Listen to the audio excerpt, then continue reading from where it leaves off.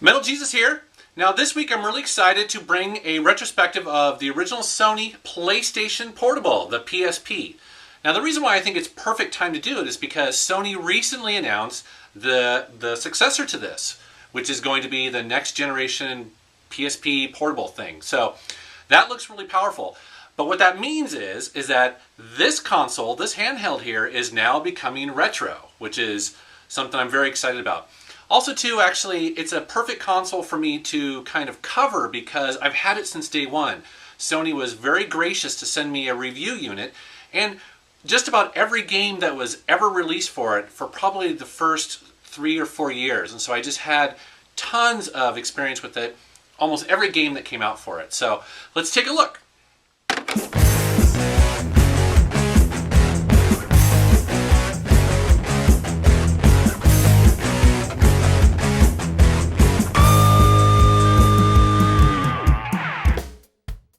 The Sony PSP, or PlayStation Portable, was released in 2004 in Japan and 2005 for the rest of the world. It included a fairly unique disc-based system that was significantly larger than what was on the DS, and it's called the UMD, or the Universal Media Disc. And it stores about 1.8 gigabytes of space. Now, for a lot of gamers like myself, I was pretty excited about the PSP, and let me tell you why. And that's because for a long time I've actually been kind of disappointed in Nintendo's handhelds. Now, I know that's sacrilege and I'm probably going to get a lot of flack for it, but the truth is, Nintendo takes a much different approach to the Game Boy. Essentially what they do, in my opinion, they sort of program it for the previous generation. So the original Game Boy kind of ran games like the original NES. The Game Boy Advance was very similar to the Super NES in the quality of games. And the DS is very similar to the Nintendo 64. What Sony was attempting to do was bring a really powerful current generation handheld to the market and kind of put it on par with the original PlayStation 2. I mean, essentially what they're saying is that you're going to be able to carry around the same type of games as you would play on the PlayStation 2 in your hand. I mean, it was awesome. I was super excited for it. They didn't completely succeed, but the stats for the PSP are pretty impressive for the time. And they got most of it right, but not all of it, and I'll describe some of that later. All told, Sony released 4 different PSPs, and I own 2 of those. I own the original 1000 and the 2000, which I'll show you in a bit. And there was also a PSP 3000 with a slightly better screen on it and some other small enhancements. And then there was a complete redesign called the PSP Go. Essentially what Sony did was got rid of the UMD drive completely and made everything downloadable. Now that sounds great on paper, but it bombed badly. Alright, so first up I'm going to show you my original PSP. I got this on launch day. Sony was kind enough to send it to me for review. This is the fatter, heavier original version of it, and still works great. And I'm going to go through some of the basics here. You have shoulder buttons. You got your typical PlayStation D-pad here. Then you get this little kind of nubbin sort of thumbstick. It's meant to be kind of like an analog stick, but it's not exactly the same. It doesn't work great. And these 4 face buttons here. Here's power and sleep mode. Then you have start, select. This is volume on or off. The display brightness, volume up or down, the home screen. And then here's where you plug in your headphones. This is for power. And then here's where the memory stick, where you store games or photos, music's on here, videos, and all sorts of other stuff. And then one of the features of it is this is where the UMD goes. And then it's very similar to the PlayStation 3 in its navigation. Has a sort of ribbon feel to it. Alright, now here's my second PSP. This is the PSP 2000, and I have a custom skin on here. This is from jealouskins.com. One of my favorite sites for getting skins. Have it on my MacBook as well. The PSP 2000 is pretty similar. It's definitely lighter. They also changed the drawer for the UMD drive, and also where you store the memory sticks.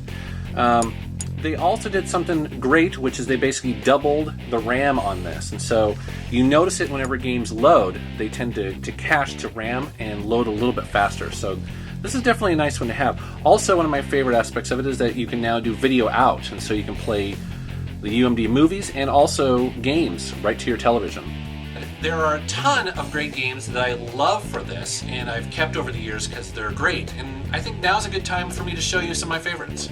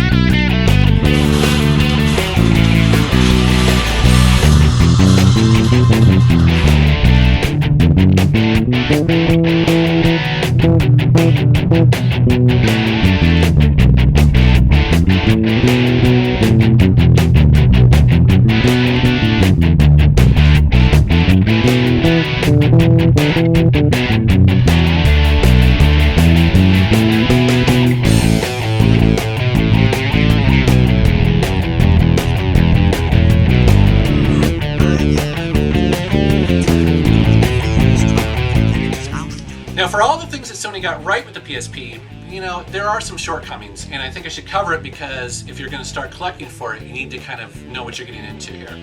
And I'm going to start off right off the bat here with this little analog nubbin thing. It's not great, and it's not the equivalent of having dual joysticks.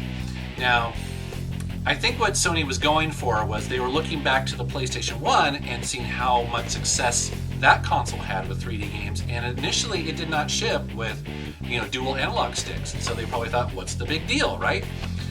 Well, by the time this came out, people were pretty much used to controlling your on-screen character and the camera with dual analog sticks, and to go back to this sort of method, it just doesn't feel right, and it never, no game got it right perfectly. I mean, some games got really close, like some of the Syphon Filter games are really playable on it, but most just never quite nailed it. There's always some sort of compromise that you have to make there. The other thing is the battery life. I think it's because they use the UMD format and the fact that it's so powerful.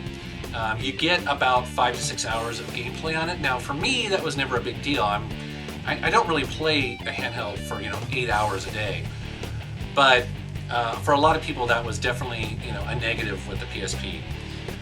And then finally,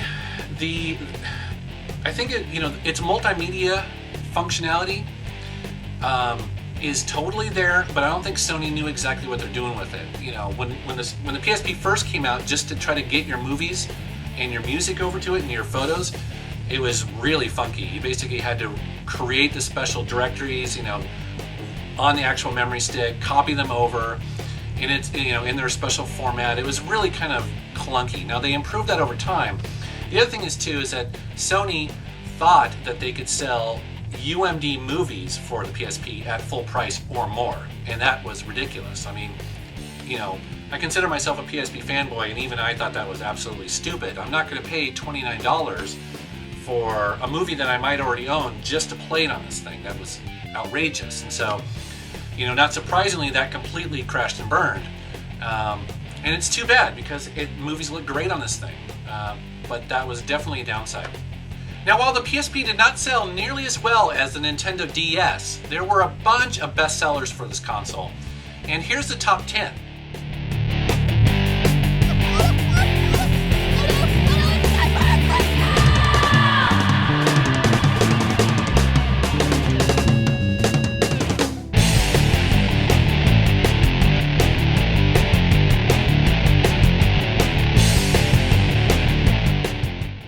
Alright, well, that's my retrospective for the Sony PSP. Hope you enjoyed it. I'm actually pretty excited to see what Sony does next. There's an awful lot of competition out there and a lot of really interesting technology, especially with the Nintendo 3DS. That looks really cool. And also, the iPhone, the Android, and even the iPad sort of cutting into that market and changing the game up a little bit. I want to thank you for watching my channel. Thanks for subscribing. Take care.